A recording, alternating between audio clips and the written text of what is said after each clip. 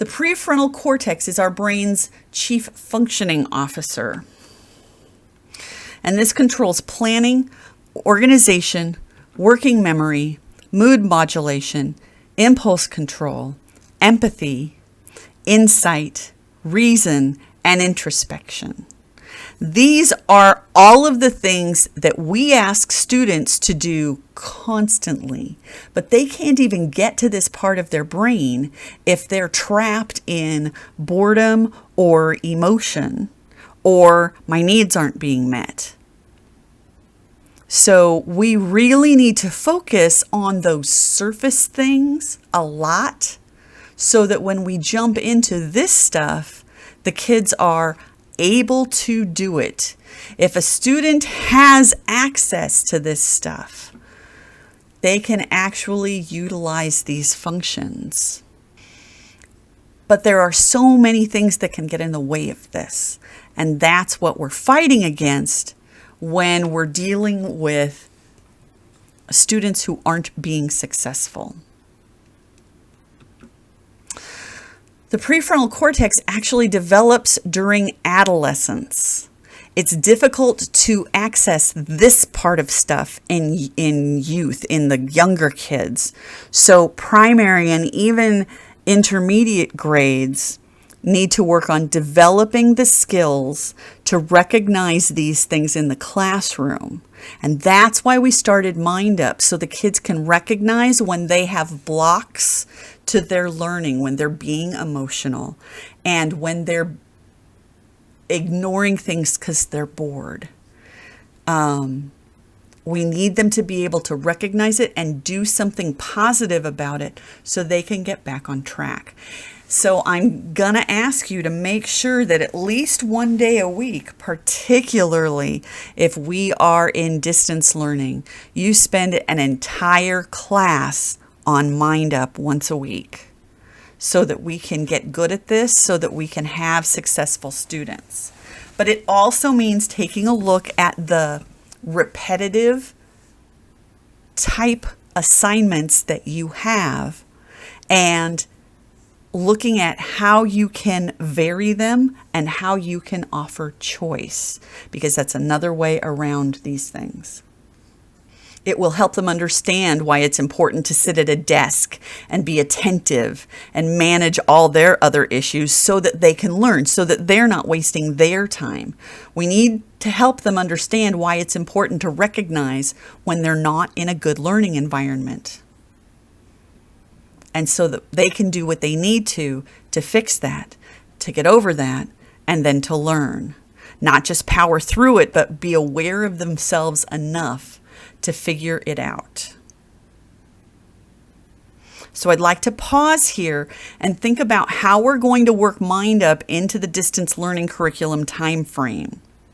This is a conversation or a series of conversations that need to happen early in the year. Hopefully, all of the students have had some of it already. Hopefully, they have had some of the vocabulary. Hopefully, they've gone through some of the activities already so that this isn't new or weird or silly or scary to them.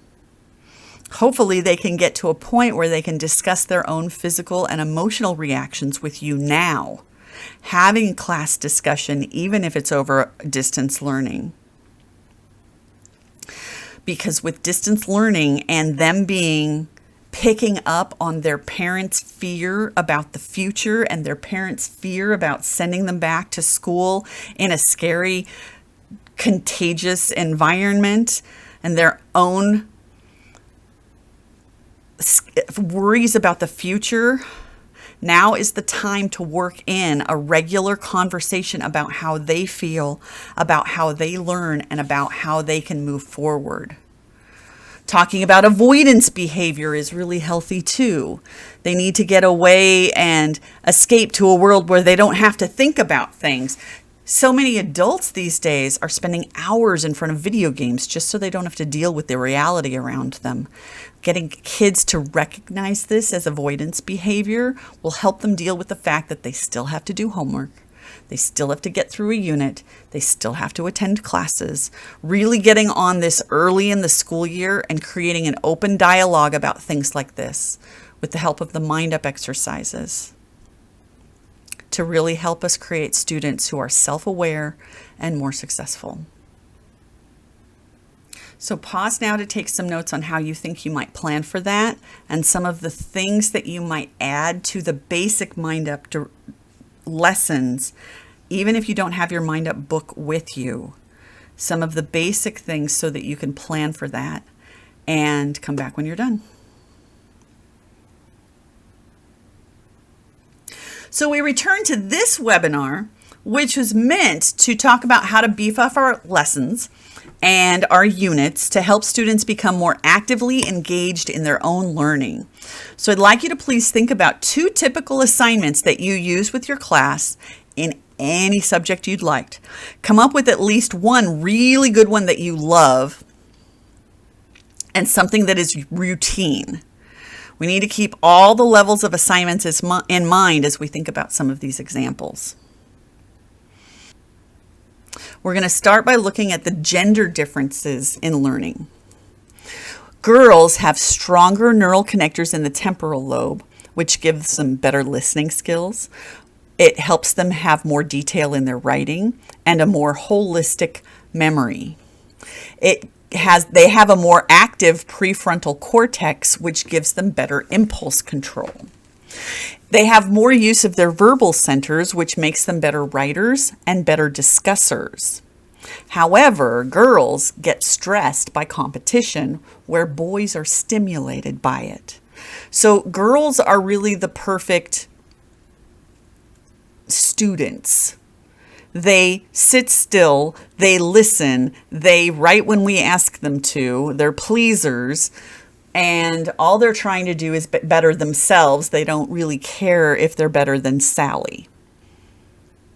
Boys have a better developed occipital lobe, which means they're better at processing pictures. They have more lateralized brain activity, which means lots of the parts of their brain work together. But they're bad at multitasking and holding attention. Because their brain is zipping from one thing to the next, they're lousy at focusing on one thing to get it done. So multitasking for boys mean I start this and I start this and I start this, but I don't actually finish anything.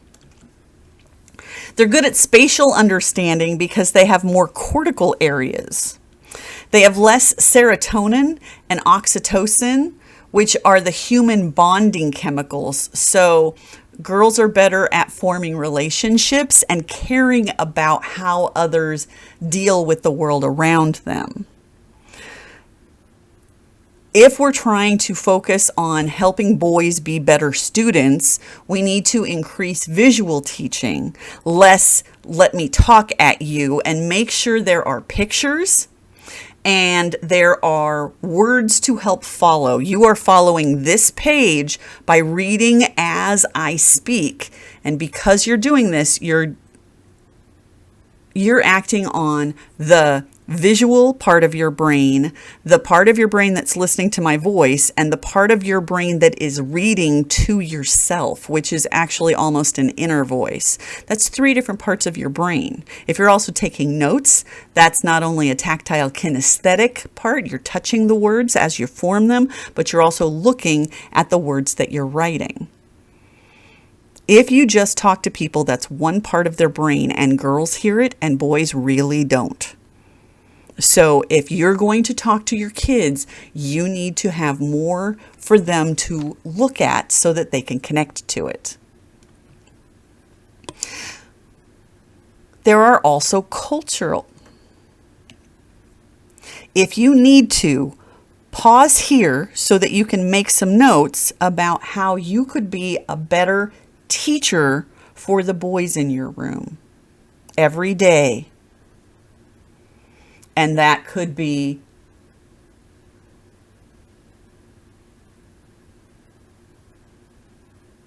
think about the classroom. It could be charts of check off lists of how to do things. Think about distance learning and how we can help boys get through that. How can we be visual for our boys?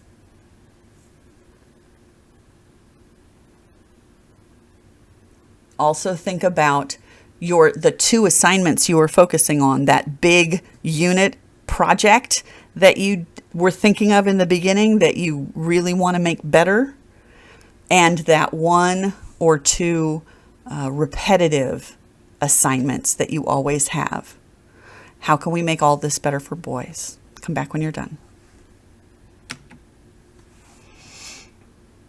There are cultural differences also in learning. It takes a positive racial identity to have a high academic achievement, especially when you're being taught by someone outside of your race. A strong bicultural competence in the school and the classroom helps all students. If your student has not connected with you at all, part of that could be that they don't connect with you for racial reasons. They don't see you as a part of their world.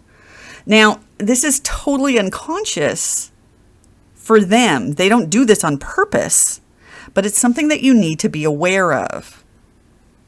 If you say things that put you very specifically in a racial context, it could actually lengthen the distance between you and some students. So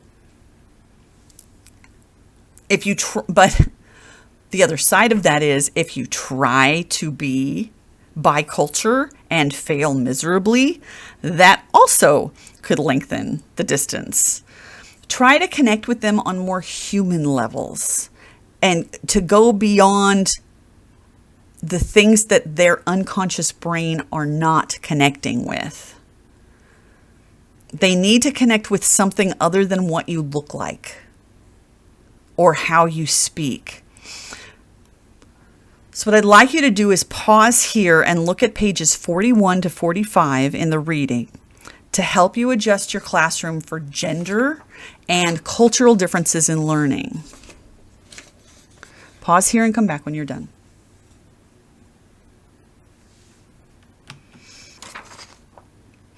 So what I'm going to ask you to do is have a look at pages 41 to 45 in the reading. And that will help you adjust your classroom to account for gender and cultural differences in learning. Have a look and take some notes and come back when you're done.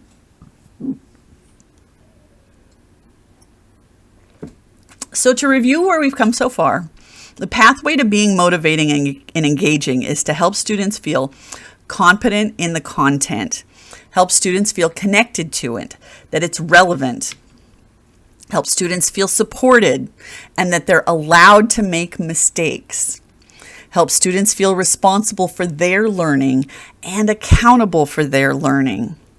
Give students some control or some choices in their learning or how they show that learning to you. Give students challenging and creative activities. Learning should be fun. It should be interesting. If it's boring, then it's drudgery and they don't remember it. Now, some of these things on how to make it more challenging and more interesting are other webinars.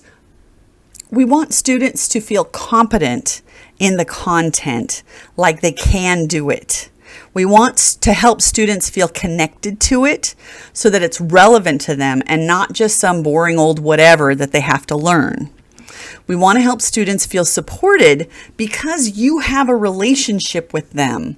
They're allowed to make mistakes and it's okay because you're a safe person.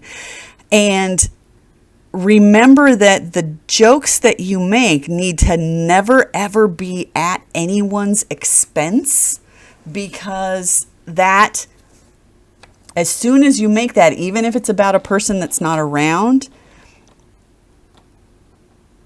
students, especially older students, remember that you say things like that and therefore you could say that kind of thing about them and it lessens how safe they feel. The next items take the activities of doing a lesson to the next level. We want to help students feel responsible for their learning and accountable for their learning.